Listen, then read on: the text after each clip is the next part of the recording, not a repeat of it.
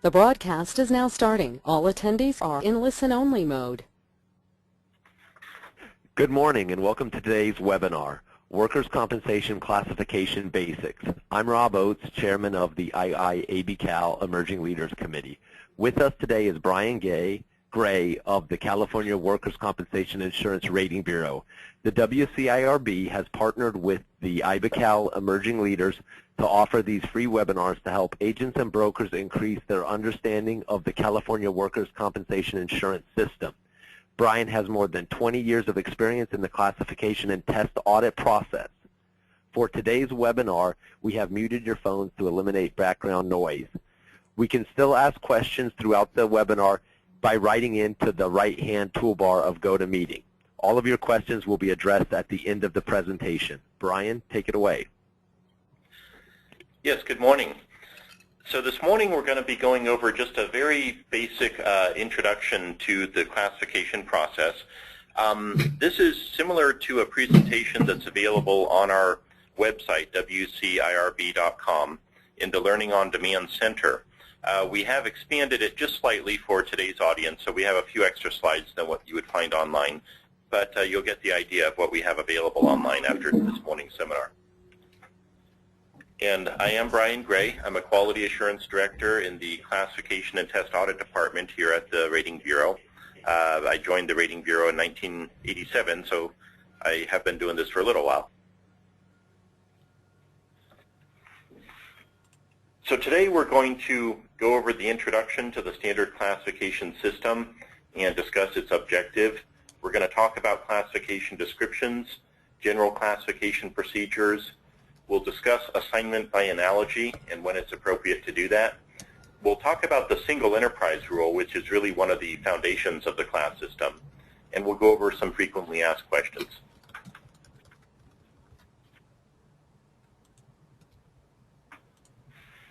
So the standard classification system, it's contained in the Uniform Statistical Reporting Plan, or USRP.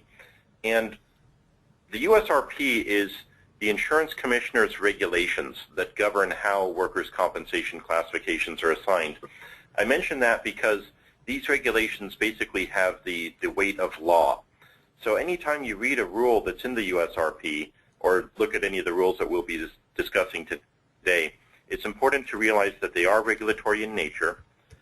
Here at the WCIRB, we may recommend changes to those rules from time to time, but we don't just make those rules ourselves. We have to make a proposal to the Insurance Commissioner to adopt any changes.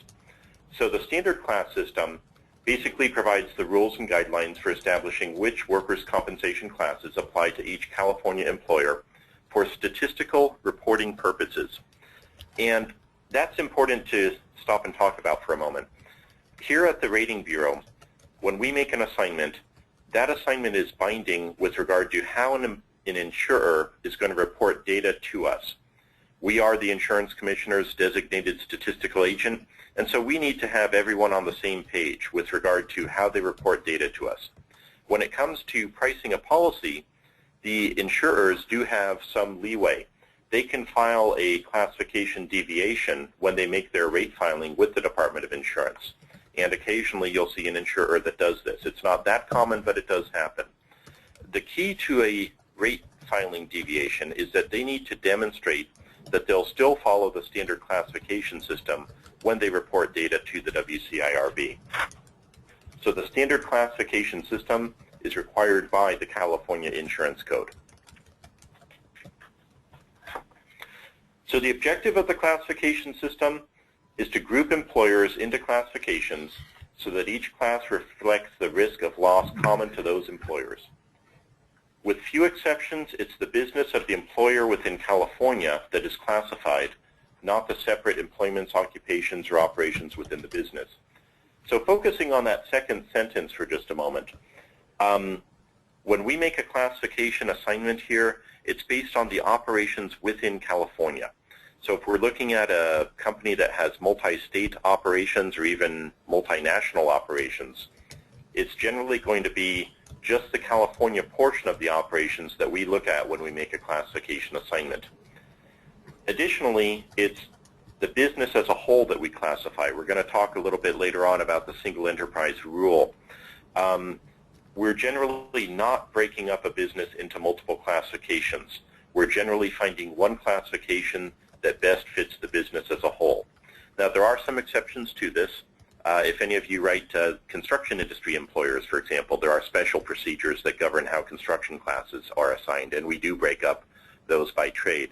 But other than those exceptions, for the most part, we're going to find the one classification that best fits the business as a whole in California. So the standard class system ensures accurate data collection and rate development. Again, we administer it for statistical purposes. It's a fundamental component of experience rating. What this means is that if an employer has an experience modification factor, we want that factor to be based on the correct classification. So if they're operating an auto body shop, their mod should be comparing them to other auto body shops. It should not be comparing them to gas stations or mechanical repair shops or anything like that. So we're trying to compare apples to apples, and that's a big part of what the class system achieves. It's designed to be a manageable system to equitably distribute insurance cost amongst employers. So on this slide, we're just looking at an example of how classifications are presented in the USRP. Each classification has a descriptive phraseology as well as a 4-digit code number. So the first one shown there, for example, the code number is 9529. It's followed in this example by the suffix 2 in parentheses. What that's telling you is that there's more than one description for the code number 9529. So not all classifications have a suffix, but that's what the suffix is indicating. So these classifications are generally describing operations, employments, industries, and businesses. So take a look at the second one there, dental laboratories. We're going to discuss that in just a moment as an example. But that's a classification that describes a type of employer. They're operating a dental laboratory. The USRP tells us that any business or operation specifically described by a classification shall be assigned to that classification. That seems kind of obvious, but what we're going to see is that we have about 500 or so specific classifications. We have about 700 descriptions for those classifications. That's a lot, but in California we have far more business types than 700. So when we don't have a classification that specifically describes a business, we're going to see the procedure for making an assignment by analogy. But what the rule is telling us is that if there is a classification that describes an industry or a business, that classification must be assigned. So earlier I mentioned the dental laboratory example. This is an industry where we've seen some employers adopting the latest technology. And so dental laboratories have been around for quite a while, and it typically used to involve a lot of skilled manual work at a bench with grinders, with buffers, polishers, things of that nature to create a dental appliance or a crown or other dental item that's going to be installed by a dentist. Now a lot of these firms have minimized that manual labor and they use automated equipment to produce these same devices. You might hear a request from an employer who says, look, I've invested tons of money in all the latest equipment. I'm very different than the dental lab down the street. They haven't updated their equipment in over 25 years. I should be in a different classification. The point here is that if there's a class that describes your business, that's the class that applies. We don't look for another class by analogy when there is a class that describes the business. The idea here is that as more and more employers in an industry adopt the latest technology, the rate for that classification will be reflective of that. Additionally, in the meantime, the experience modification factor that compares employers within an industry would be sort of the fine-tuning adjustment, showing that one employer may have a reduced exposure when compared to another employer in their industry. So if we do not have a classification that describes a business or an employer, we do make an assignment by analogy, and we do have several factors to consider, and these are listed in the USRP. We'll look at the industry type, and so are they, for example, a mercantile business? Are they a manufacturer? Are they a service industry business? That's what we mean by looking at the industry type. We'll consider what products they handle, what raw materials they use. So for example, if we know that an employer is working with plastic as a raw material, we have a grouping of plastics classifications that we could consider. We also have a grouping of metal classifications.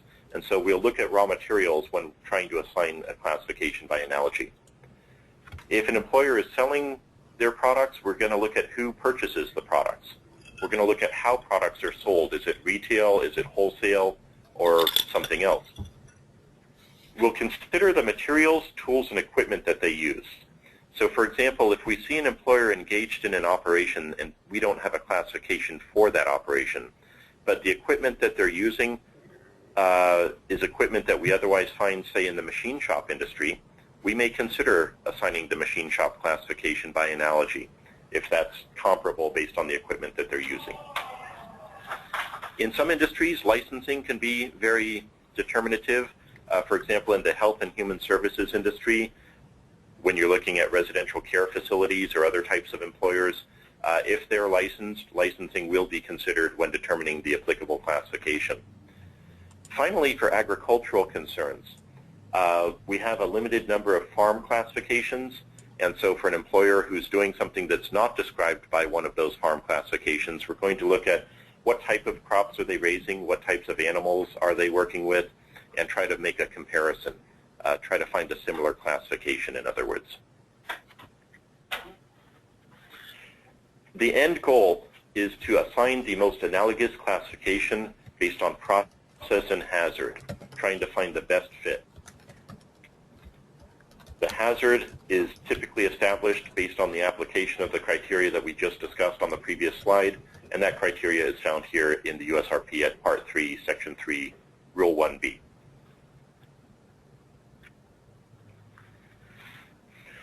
So to summarize what we've talked about so far, we're generally going to classify the business as a whole.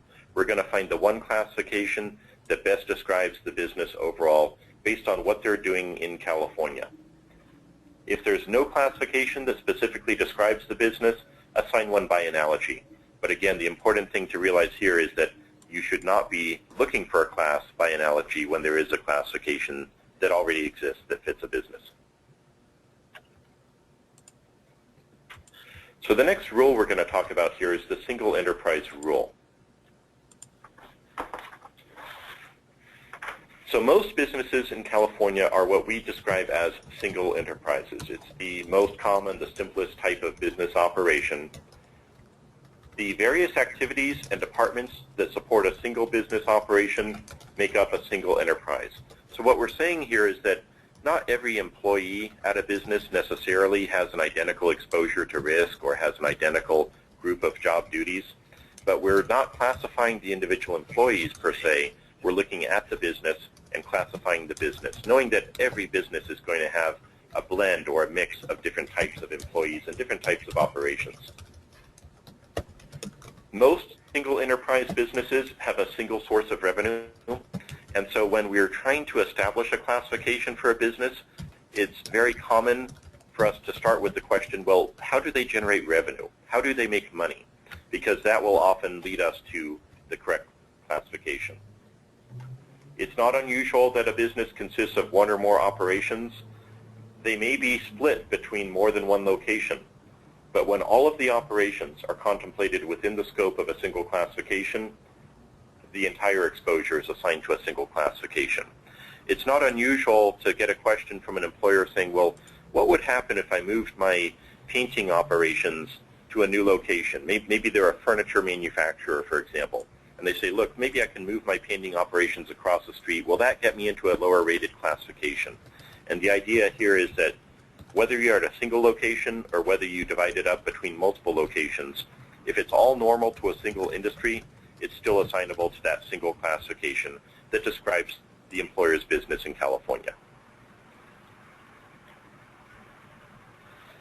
So in the USRP, there's a good example of restaurant operations.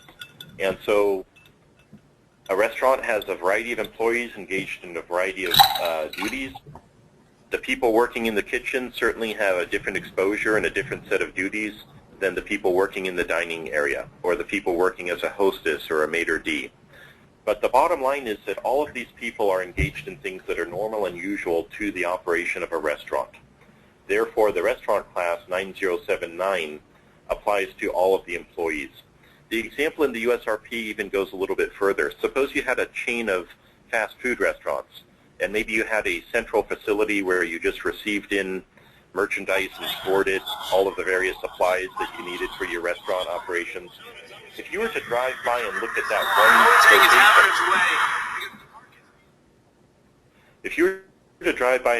one location, that's just storing the merchandise for use in the restaurants, it wouldn't look like a restaurant at all. But it still would be assignable to the restaurant classification when we step back and ask, how does this employer make money in California? How do they generate revenue? They generate revenue by operating restaurants. They happen to have a central storage facility in support of that, but they're not in the storage business. They're in the restaurant business. And so the restaurant classification applies. So when you're looking at rules in the USRP, very often they're going to use specific terminology. And one of the terms here is division of payroll. Division of payroll refers to dividing an employer's business into multiple classifications. In other words, assigning payroll to more than one classification. So when you see a rule talking about division of payroll, that's what they're referring to. What the single enterprise rule tells us is that if a business is a single enterprise, no division of payroll is permitted, even though you may have an operation that appears to be specifically described by a separate classification. So as an example, say you've got your restaurant and you've got car parking valets out front. We have a classification that's appropriate for people who are in the business of parking cars, but we wouldn't use that classification if the car parking valets are employees of the restaurant, because they're really not in the car parking business, they're in the restaurant business.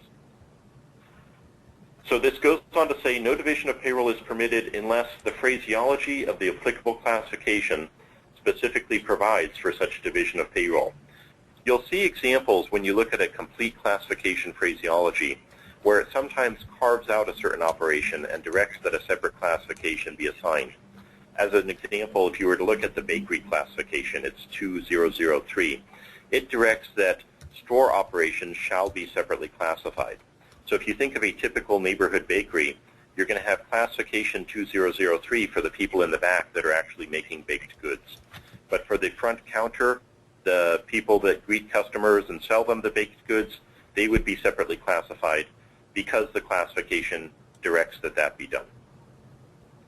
Finally, division of payroll is made for standard exceptions and general exclusions. Standard exceptions are covered in a separate module, but summarize, those are outside salespersons and clerical office employees. The USRP has some very specific definitions for those employees, and so for most single enterprise businesses, it's not unusual to find the classification that describes the business as a whole, and then potentially 8742 for outside salespersons and 8810 for clerical office employees. General exclusions are a group of activities that are listed in the USRP that are just very unusual to find, and so they're separately classified. One example would be a foundry. Most businesses do not have foundries.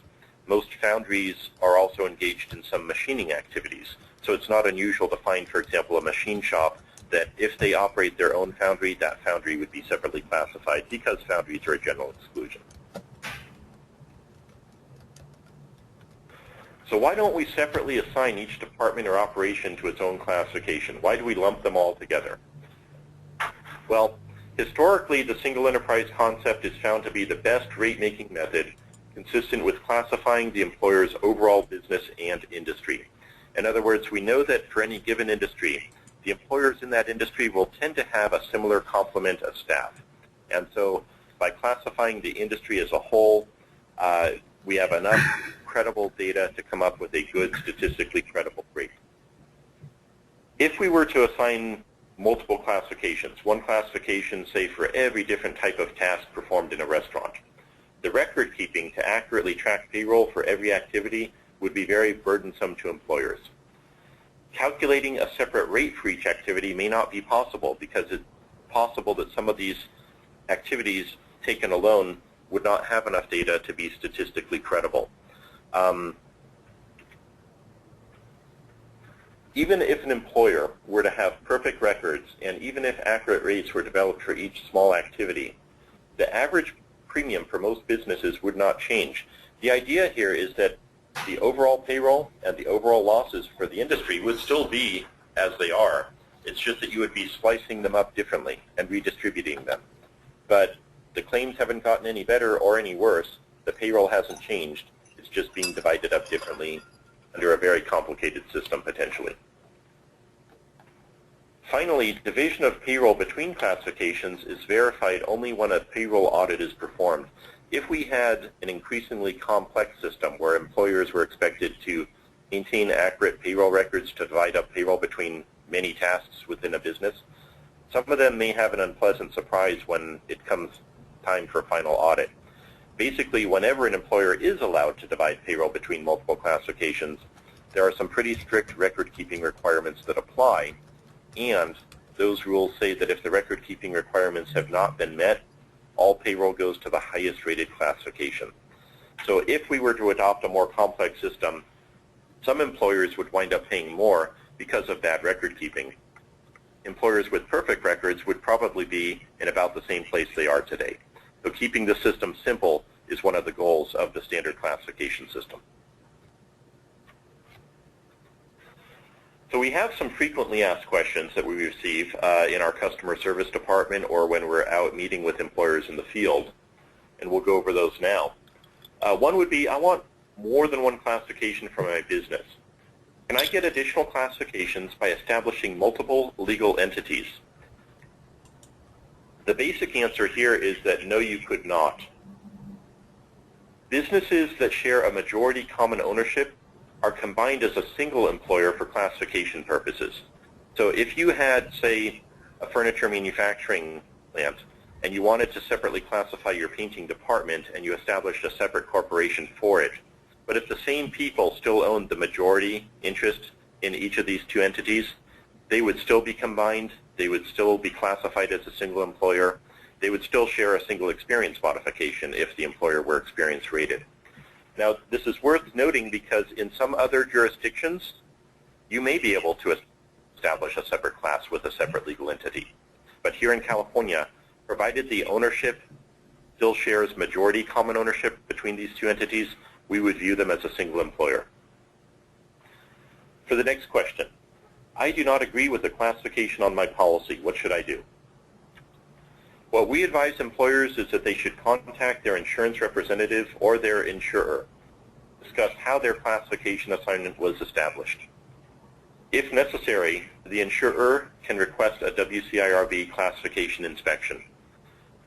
Now, I want to point out that it's the insurer who can request that inspection. An agent or a broker or an employer cannot directly request a WCIRB classification inspection. However, each insurer does have a complaints and appeals process, and that process is going to be enumerated in the policy documents. And so part of that complaints and appeals process may involve the insurer requesting a WCIRB inspection, but the employer or the agent or broker cannot make that request directly. So for some closing thoughts, the standard class system establishes which workers' compensation classes apply to each California employer for statistical reporting purposes. Again, some insurers may file rating or rate filing deviations where they establish their own special classifications. The idea, though, is that they're going to use the standard classification system when they report data to the WCIRB. Workers' compensation policy classes and pure premium rates are determined by the insurer's filing with the California Department of Insurance. So the WCIRB does not determine how much premium is charged on any individual policy. Each insurer files their own schedule of rates with the Department of Insurance. When a business is described by a class, that classification must be assigned. Don't go shopping for a class that you like better if there's a class that describes the business already. And so only when a business is not described by a specific class should classification assignments be made by analogy. Finally, most businesses are single enterprises. Various activities and departments that support a single business operation are assigned to a single classification. We will have a separate module that discusses the multiple enterprise rule, which is sort of the corollary to the single enterprise rule. But for the most part, most California businesses are single enterprises assignable to a single class.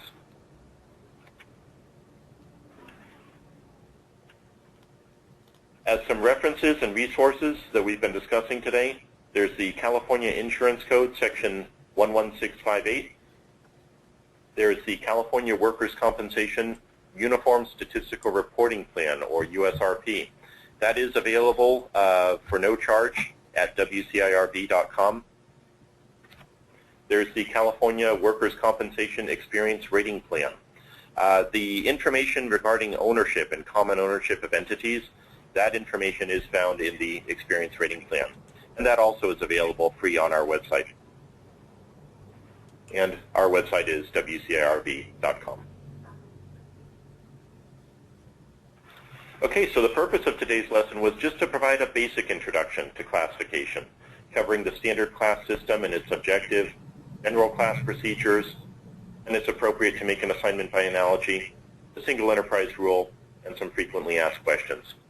So I hope that you found this helpful, and I hope that you'll explore some of the additional education on demand modules that we are continuing to post on our website. So I'll hand this back over to our organizers. Thank you very much, Brian. I'd like to now open up the webinar for a few questions. We have just a few minutes left in the web seminar, and we won't keep you long. If you haven't already done so, you can submit your questions in writing in the toolbar section of GoToMeetings. The first question we had, Brian, is that there doesn't seem to be enough classifications for all the service industries that exist today, including all types of consulting services as an example. Can you kind of address this? Yes, we have looked at a few service industries in the last, say, 10 years or so. As an example, classification 8859, which is computer software programming, was expanded to include website operations with 8859 suffix 2. This classification comes to mind because it was spun away from the classification that does apply to most consulting businesses. That classification is 8803, auditors or accountants. So although that descriptive phraseology, auditors or accountants, may not be the best, and we are right now engaged in a project where we're updating phraseologies, and so it's likely that this one could be expanded in the near future. Just for information, 8803 is often used for business consulting firms. If you're going in and looking at a business and determining how they might streamline their operations, how they might adopt the latest technology to achieve efficiencies, how they might restructure, even corporate restructuring, that type of a business consulting operation would generally be assigned to 8803. If you have any questions about that type of firm and you're questioning whether 8803 or 8859 is the better assignment, I would encourage you to contact our customer service department and they can assist you with that. Great, Brian. Thank you very much. In a lack of time, we're gonna move forward. We want to thank Brian for spending time with us today and providing us with this insight. As he brought up, the WCIRB has these modules posted on their website, and there's full of information there and can assist us in doing our jobs as brokers and agents out there. If you'd like to hear more on this subject, we will be presenting 3 additional workers' comp webinars on July 24th, August 28th, and October 2nd. To register for these webinars or to download the recorded version of today's webinar, please visit www.insurefest.org and click on the Workers' Comp track link. In addition, Bill Mudge, President and CEO of the WCIRB, will be a keynote speaker at InsureFest this year, November 6th through the 8th, at the Sheraton Fisherman's Wharf in San Francisco. Bill will be speaking on becoming a customer-centric organization. For more information and to register for InsureFest 2014, please visit our website at www.insurefest.org. That concludes our webinar for today. Thank you for participating.